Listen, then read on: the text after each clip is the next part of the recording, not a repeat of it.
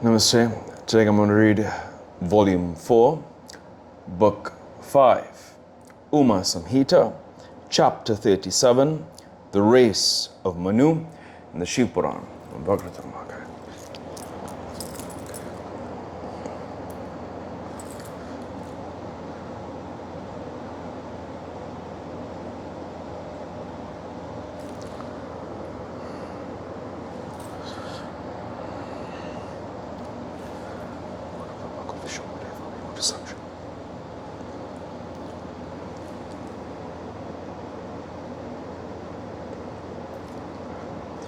Hariom Tatsat.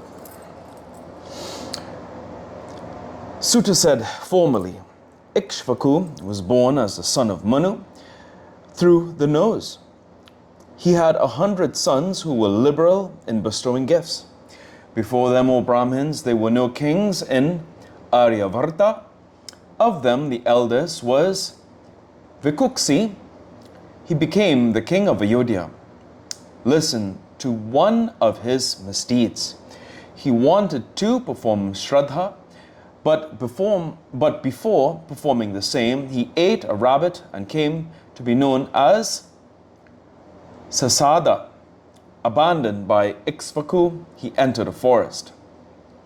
When Ikshvaku passed away, he was installed a king at the instance of Vashishta. He had 15 sons, of whom the chief was Sakuni. They all became kings and protectors of the northern country. Ayodhya's son was the powerful king Kakutsta. Kakutsta's son was Arinabha. His son was Prathu. Prathu's son was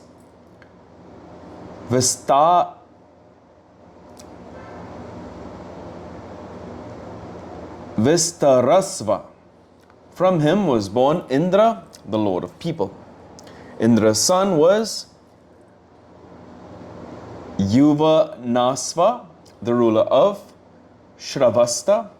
His son was Shravastaka, who built Shravasti.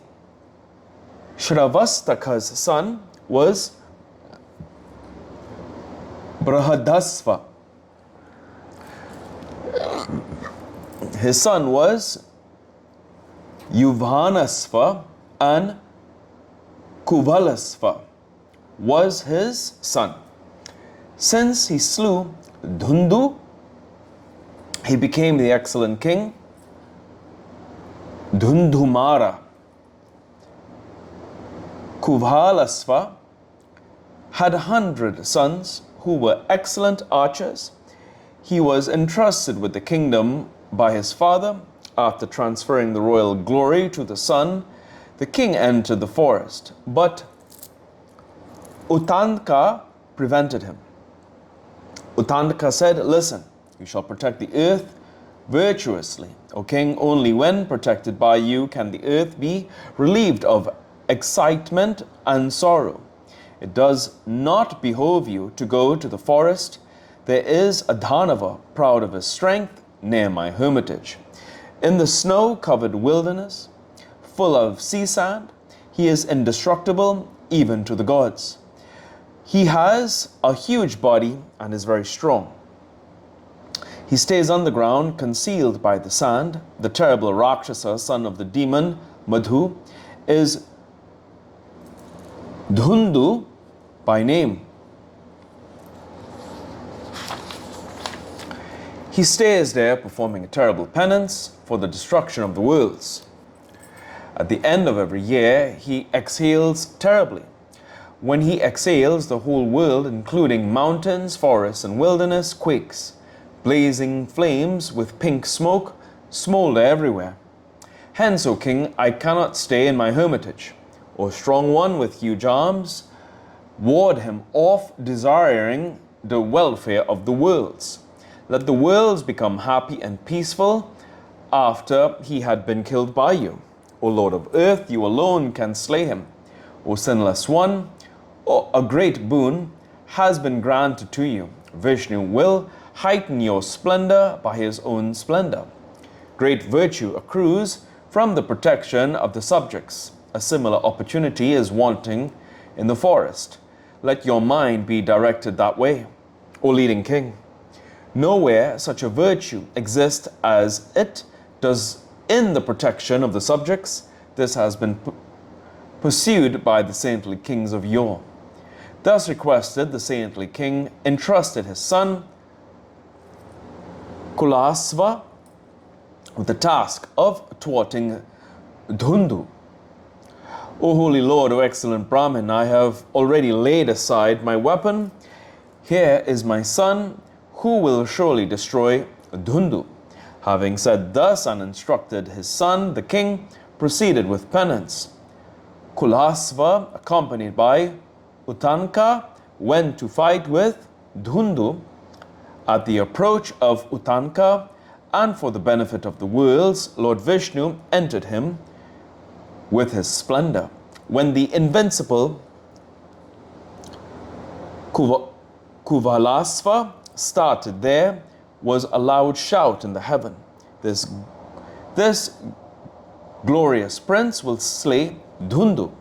The gods surrounded him with garlands of flowers. They praised him, saying, "Be victorious, be long-lived." The most excellent among the victorious, the king, when they accompanied by his sons, he caused an ocean to be dug in the midst of that vast expanse of sand. O Brahmanical sage, heightened in strength by the splendor of Vishnu, he became very brilliant and stronger. O Brahmin, the demon Dhundu was found out, concealed beneath the sand towards the western quarter, as the sons of the king dug up the place. He appeared to consume all the worlds out of fury in the fire emerging from his mouth. Water too gushed out from him as from the moonstone at the moonrise. The 100 sons were scorched and burnt in the fire. O great sage, among them only 3 survived. O leading Brahmin, then the king of great splendor rushed at the very powerful Rakshasa, the Brahmin slayer Dhundu.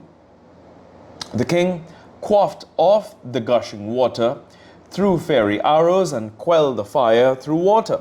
After killing the aquatic demon of huge body, with his strength, the king requested Utanka to survey his work. O great sage, Utanka granted him boons. He gave him never-ending wealth and invincibility to enemies. He blessed him with interest in virtue, perpetual residence in the heaven, and the imperishable world to his sons who were killed in the battle. 3 of his sons survived. The eldest of them was Dridhasva, Hamsasva, and Kapilasva were younger princes.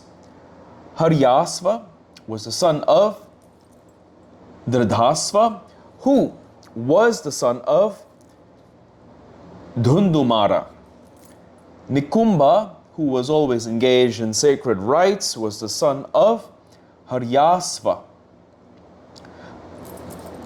Samhatasva, an expert in war, was the son of Nikumba. Aksasva and Kritasva were the sons of Samhatasva. He had 2 daughters, Hemavati and Drisadvati, honored by the good. She was famous in the 3 worlds. Her son was Prasenajit. Prasenajit had a chaste wife, Gauri. She was cursed by her husband and turned into the river Bahuda. His great son was Yuvanasva, the lord of the earth. Mandata, famous in the 3 worlds, was Yuvanasva's son. Sasabhindu's daughter, the chaste Chitrarati, was his wife. She was the eldest sister of 10,000 brothers. Mandhata begot of her 2 sons, Purukutsa, the knower of sacred rites, and Mukukunda, the righteous. Purukuta's son was Treyaruni. His son was Satyavrata. He was evil-minded. Whenever sacred mantras were recited, he put obstacles. After the marriage was celebrated, he abducted the brides of others with force, out of lust, delusion, fun, or arrogance. He abducted the virgins to satisfy his lust. The king Treyaruni forsook him for such evil practices. Infuriated, he called him a disgraceful wretch. When cast off, he asked his father where to go. The king asked him to stay with the outcast. Cast off by his father, the righteous king and protector, the heroic Satyavrata lived with the outcast. Becoming detached due to the activities of his son, the king Treyaruni forsook everything and went to the forest in order to perform penance to appropriate Shiva. O Brahmin sage, due to that sinful misdeed, Indra did not reign in his kingdom for 12 years. Vishwamitra, of great penance, abandoned his wife in the land and performed extensive penance in the marshy foreshore of the ocean. His wife tied her middle son round her neck and offered him for sale in exchange for 100 cows in order to sustain the other children. On seeing her offering her own son tied round her neck for sale, Satyavrata released him. The mighty Satyavrata sustained him for just to satisfy Vishwamitra and out of human sympathy. Even since then, the son of sage Vishwamitra came to be called Galava. Because he was tied round the neck, he too performed great penance. Footnotes 28. This celebrated city is situated in the middle Gonda district of Uttara Pradesh. That is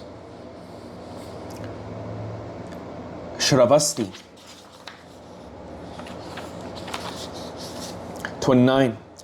Gauri, wife of King Prasenjit or grandmother of Mandatha, was cursed by her husband and transformed into Bahuda or Bahuka or Saitavahini, a river of eastern India. The hermitage of Sankha and Likhita are said to have been situated on its bank. And here ends today's reading of the Shiva Puran.